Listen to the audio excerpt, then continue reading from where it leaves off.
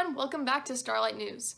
This week is Homecoming Week and Wednesday is Veterans Day. So to properly celebrate both events, we talked with Miss Collins about her time in the military, and we have everything that you need to know for homecoming.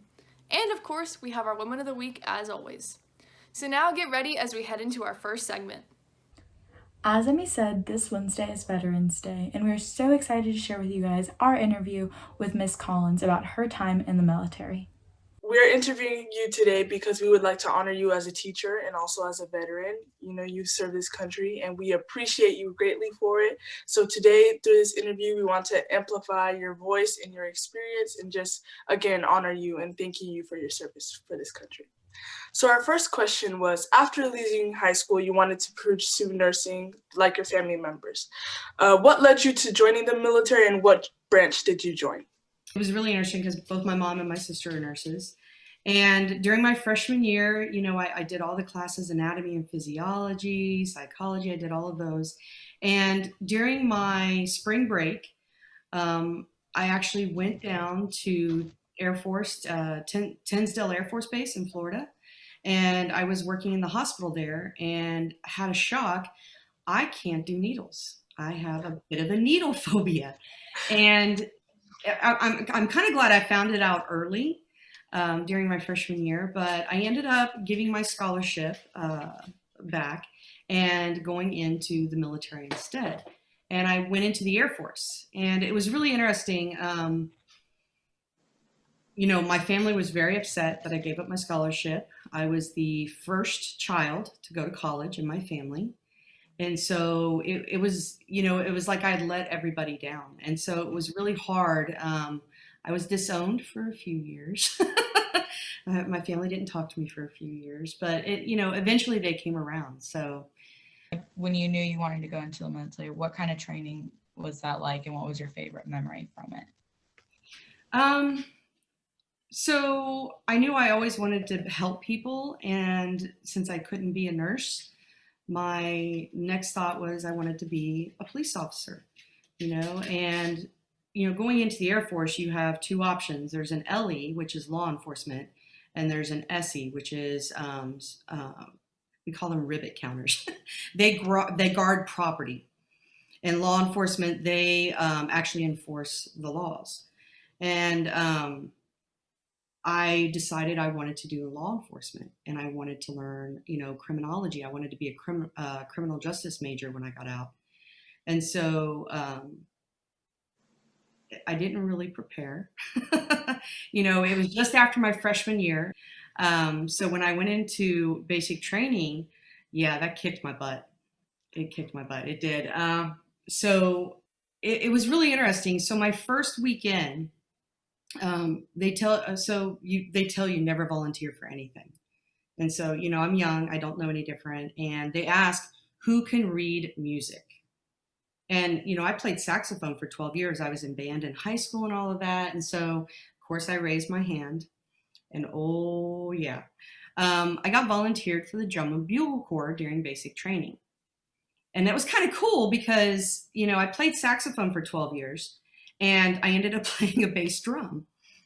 So go figure.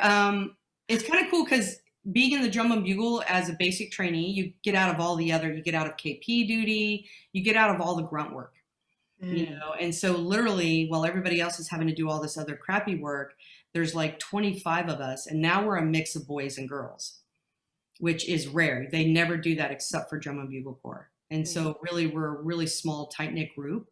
And we played all the graduations. It was a lot of fun. We still had to do all the, you know, push-ups, sit-ups, running. I mean, nowadays, I just helped one of our close friends, her daughter wanted to go in. And just chatting with her and helping prepare her for that it was just a walk down memory lane. Being a woman in a male-dominated industry, how was your experience in the military unique, and what challenge did it bring? It brought a lot of interesting challenges. You know, when you're with a bunch of girls, you really don't see. I mean, we were only one of two female flights versus 11 male flights, and so you know that's a huge difference. Not that many women were going in at that time. once I got out and into training, it was even more apparent, especially with the field that I chose.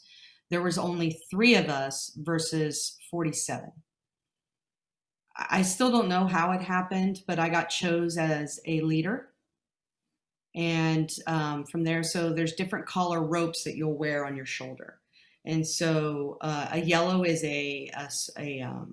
you get a flight, and a flight is like about 10 people. So you have 5 flights for a class of 50, and then you have a red rope, and the red rope is in charge of all 5 flights. And so I was what was called a red rope. And so I was in charge of my entire flight. And the guys did not necessarily respond well to that. I think the best nickname that I had was called Little Hitler, which was never good. And so it was a challenge to live up to that. You know, you feel like you had to be tougher. You feel like you had to be, braver. The first one out there, you had to show them that you could handle it and you could take it and you could dish it out just as good. And so it was always like a competition, there was nothing overt, nothing like that. I never experienced sexual harassment, nothing like that. It was just, you shouldn't be in charge of us because you're a girl and we don't think you're as tough as we are, kind of thing, And it was just, it was tough. And the girls didn't want to be associated with you because, they didn't want to be seen as, in charge of the guys, so it was a very isolating experience. And luckily I made, a few good friends who were supportive. And that's kind of the thing, is once you find your people in the military, people always have your back, and that somebody's always going to be there to support you. And it's kind of one of the things I love about our school, is I know that you guys will always support each other and have each other's back.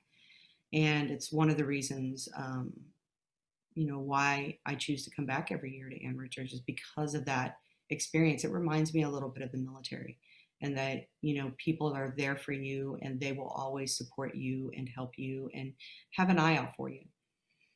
So our next question is, what do you identify as your biggest takeaway from your time in the military? I would say probably my biggest takeaway was, if I'm giving it 110%, I am giving it everything I have, then opportunities open the door. Be aware of the opportunities. While I was in school for law enforcement, an opportunity opened, I jumped on it, and it was to become a canine officer.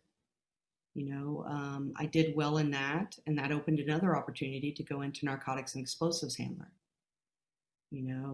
Going to air-based ground defense. It just felt like when opportunities came, I didn't say no. I said yes. And sometimes we don't know that that's a path we wanted to go down until we're on it. And I feel like in order to be able to embrace our futures, we need to be open to opportunities that we never thought we wanted.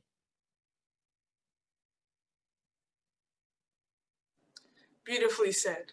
Our next question is, what did serving this country mean to you?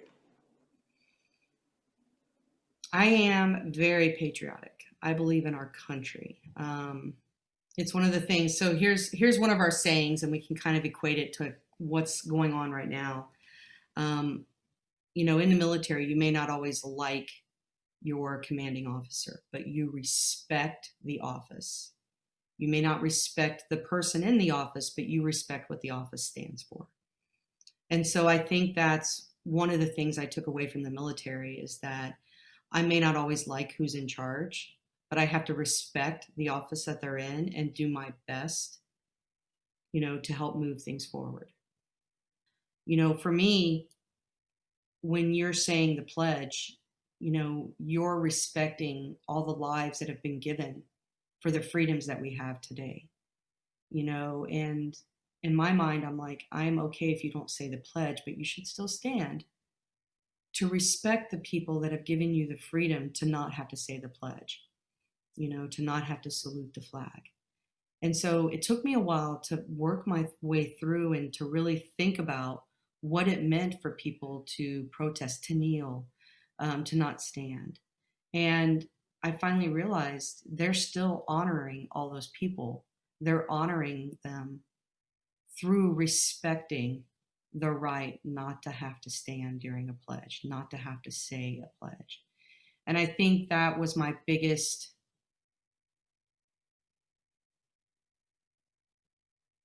achievement through the military, is being able to realize that not everybody is going to respect our country in the same way, but respect is respect, regardless of how it's shown.